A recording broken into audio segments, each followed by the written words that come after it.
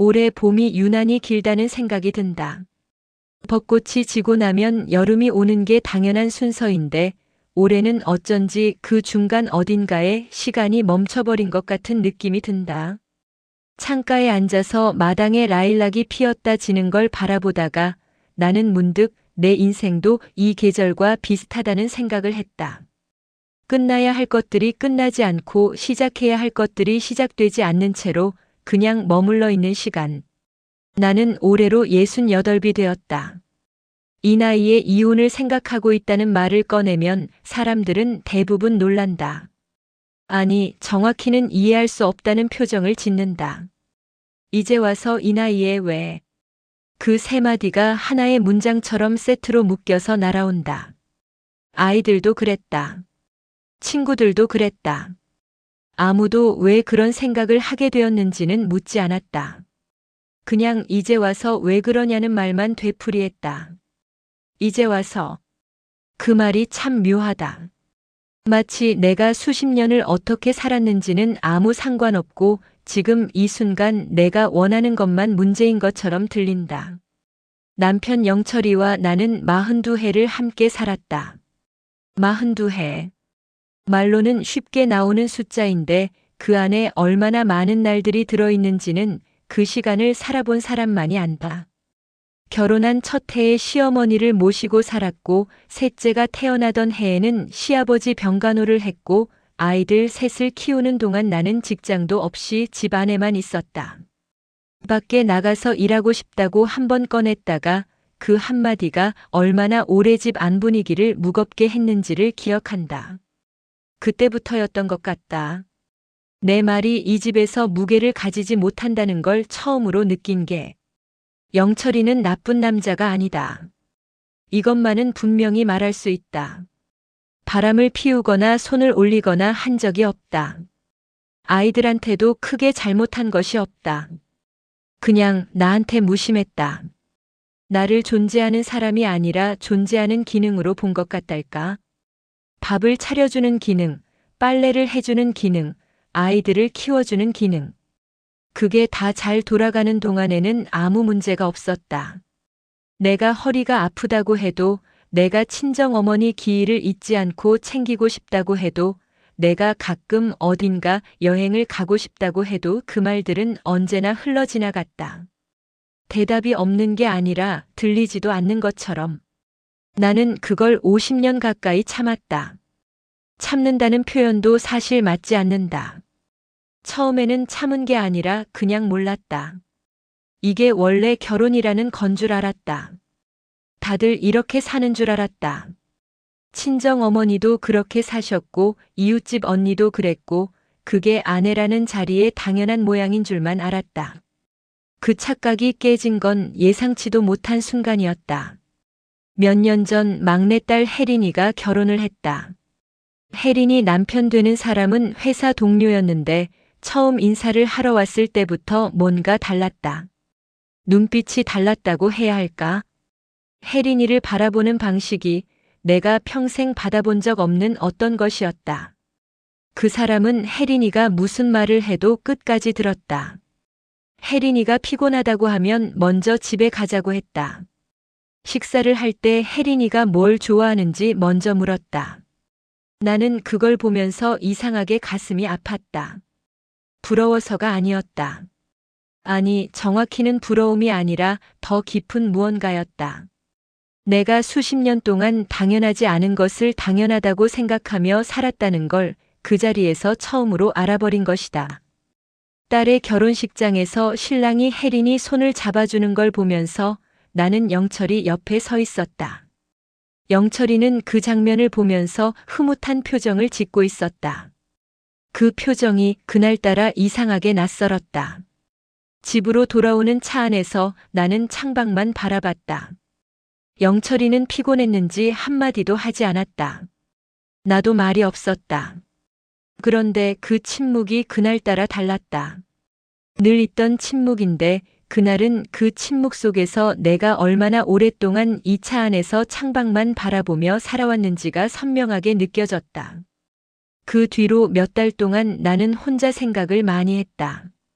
이게 맞는가? 앞으로 남은 시간을 지나온 시간과 똑같이 보내야 하는가? 68이면 아직 시간이 있다. 몸도 크게 나쁘지 않다. 하고 싶은 것들이 있다. 가고 싶은 곳이 있다. 혼자서 조용히 살고 싶다는 생각이 그 무렵부터 서서히 자라기 시작했다. 처음에는 그 생각이 두려웠다. 이혼이라는 단어는 내 세대에게 결코 가벼운 말이 아니다. 창피한 일이고 실패한 인생이라는 증거처럼 여겨지는 말이다. 친구들 중에서 이혼한 사람이 있기는 했지만 그 경우는 남편이 바람을 피웠다거나 폭력이 있었다거나 하는 누가 들어도 고개를 끄덕일 만한 이유가 있었다. 나처럼 아무 사건 없이 그냥 40년이 넘도록 무심하게 지내온 남편과 헤어지고 싶다는 건 어디 가서 말해도 이해받기 어려운 이야기라는 걸 나도 알고 있었다. 그래도 그 생각은 사라지지 않았다. 처음으로 영철이한테 이야기를 꺼낸 건 작년 늦가을이었다. 단풍이 거의 다 지고 나뭇가지만 남은 어느 저녁이었다. 저녁을 먹고 나서 식탁에 둘이 앉아 있었는데 텔레비전도 켜지 않은 채로 그냥 차를 마시고 있었다. 그때 내가 말을 꺼냈다. 우리 이제 각자 살면 어떻겠냐고. 이혼이라는 단어는 쓰지 않았다. 그냥 각자 살자는 말로. 영철이는 한동안 아무 말이 없었다. 그러더니 밥 먹었냐고 했다. 방금 같이 밥을 먹고 앉아 있는 자리에서 내 말을 들은 건지 못 들은 건지 그냥 다른 데를 보면서 밥 먹었냐고. 나는 그 순간 웃어야 할지 울어야 할지 몰랐다. 화가 나는 것도 아니었다. 그냥 아 그렇구나 역시 그렇구나 하는 느낌이었다. 40년 넘게 쌓인 무심함이 그 한마디로 압축되어서 나온 것 같았다. 그날 이후로 영철이는 내 말을 들은 것 같기도 했다. 다음 날부터 조금 달라진 것들이 있었으니까. 아침에 일어나면 먼저 인사를 건넸다. 밥 먹고 나서 그릇을 개수대에 갖다 놓기 시작했다. 텔레비전을 볼 때 내 눈치를 살피기 시작했다. 그런 변화들이 뭔가 어설프고 어색했는데 그게 오히려 더 복잡한 기분을 만들었다. 지금 이게 진심인가 아니면 그냥 내가 한 말 때문에 놀란 건가? 이게 지속될 수 있는 건가? 아니면 시간이 지나면 다시 원래대로 돌아가는 건가? 아이들한테 이야기가 흘러들어간 건 영철이가 직접 한 것 같다. 큰아들 준수가 전화를 했다. 멀리 살아서 자주 오지는 못하는 아이인데 그날은 목소리가 잔뜩 긴장되어 있었다. 무슨 일이냐고 아버지한테 들었다고 어머니 요즘 왜 그러시냐고. 준수 목소리에서 걱정이 느껴지기는 했다. 그런데 그 걱정이 나를 향한 건지 아니면 집안이 흔들릴까봐 하는 건지는 잘 모르겠었다. 나는 그냥 별일 없다고 했다. 혜린이도 왔다. 결혼한 지 얼마 안 된 딸이 남편이랑 같이 와서 밥을 먹고 이런저런 이야기를 하다가 조심스럽게 꺼냈다. 엄마 아빠 이제 나이가 드셨으니까 더 의지하고 사셔야 하지 않냐고. 이 나이에 혼자 사는 게 얼마나 힘든 일인지 아냐고. 자식들한테 얼마나 걱정이 되는 일인지 아냐고. 혜린이 말이 틀린 건 아니다. 그 애가 걱정하는 마음도 안다. 그런데 나는 그 말을 들으면서 이상한 감정이 올라왔다. 딸이 나한테 걱정되니까 그러지 말라고 하는 게 어쩐지 내가 원하는 것은 문제고 딸이 원하는 안정이 우선이라는 말처럼 들렸다. 딸을 위해서 내 나머지 삶을 살아야 한다는 말처럼. 둘째 아들 재현이는 아예 단호했다. 그 아이는 이런 일에 감정을 잘 드러내지 않는 아이인데 그날만큼은 목소리가 높아졌다. 이 나이에 무슨 이혼이냐고 두 분이 잘못 생각하시는 거라고 그냥 사시면 되지 않냐고. 잘못 생각한다는 그 말이 오래 귀에 남았다. 68 평생을 산 내가 내 결혼 생활에 대해서 잘못 생각하고 있다는 말이. 그 이후로 집 안 분위기는 무거워졌다. 영철이와 나는 말수가 더 줄었다. 그렇다고 싸우는 것도 아니었다. 그냥 각자의 하루를 각자 보내는 것이 더 선명해진 느낌이었다.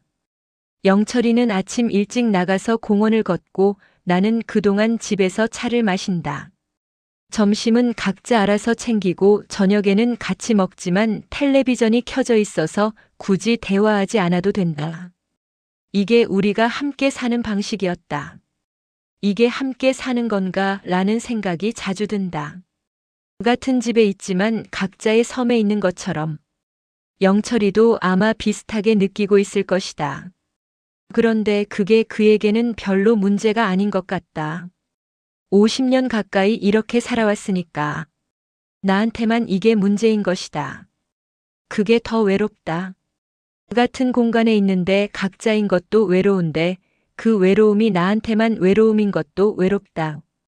봄이 되면서 나는 동네 복지관에서 하는 수업을 하나 듣기 시작했다. 수채화 수업이었다.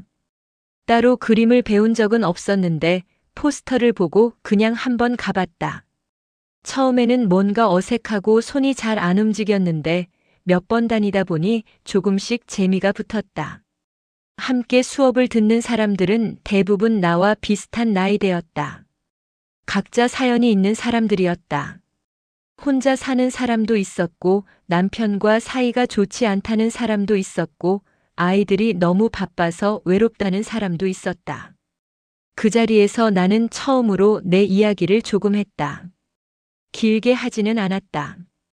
그냥 요즘 남편이랑 관계가 어렵다는 정도로. 그런데 그 말에 옆에 앉아있던 분이 나이 70줄에 들어선 분이 그랬다.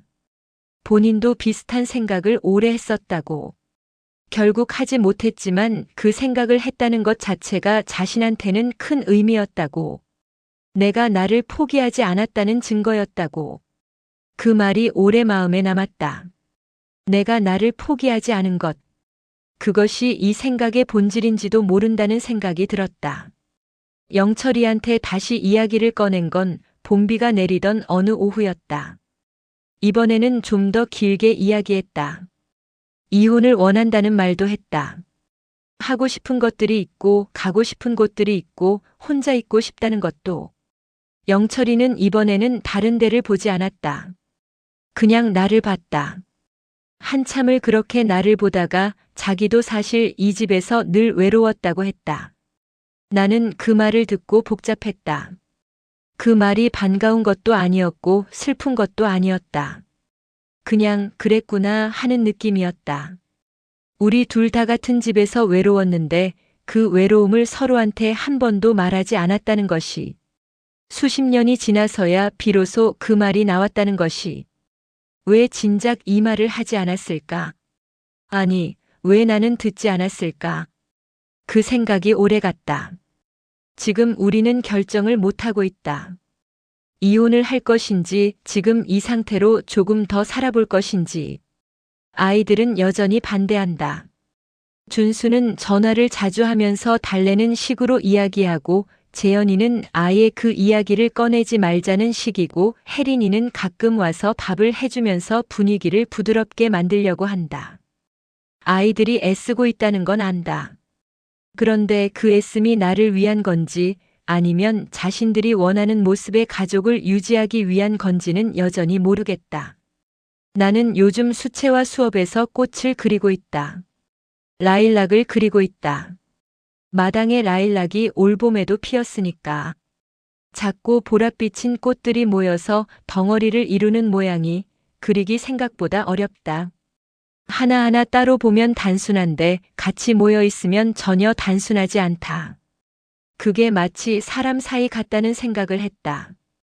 각자는 단순한데 같이 있으면 복잡해지는 것. 영철이가 어제 수업 다녀온 나한테 그림이 어떻게 됐냐고 물었다. 처음 묻는 말이었다. 수업을 다닌 지 몇 달이 지났는데 처음으로 물어보는 말이었다.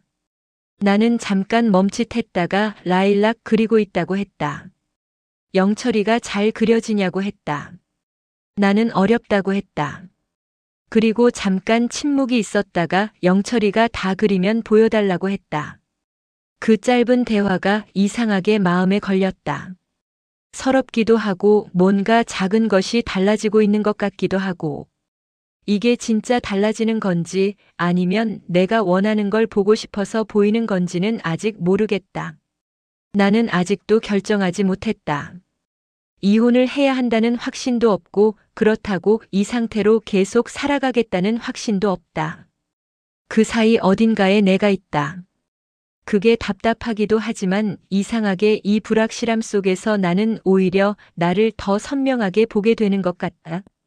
내가 원하는 게 정말 이혼인지 아니면 내가 원하는 건 존중받는 것인지, 내가 존재하는 사람으로 대우받는 것인지, 그 두 가지가 같은 건지 다른 건지도 아직 모르겠다.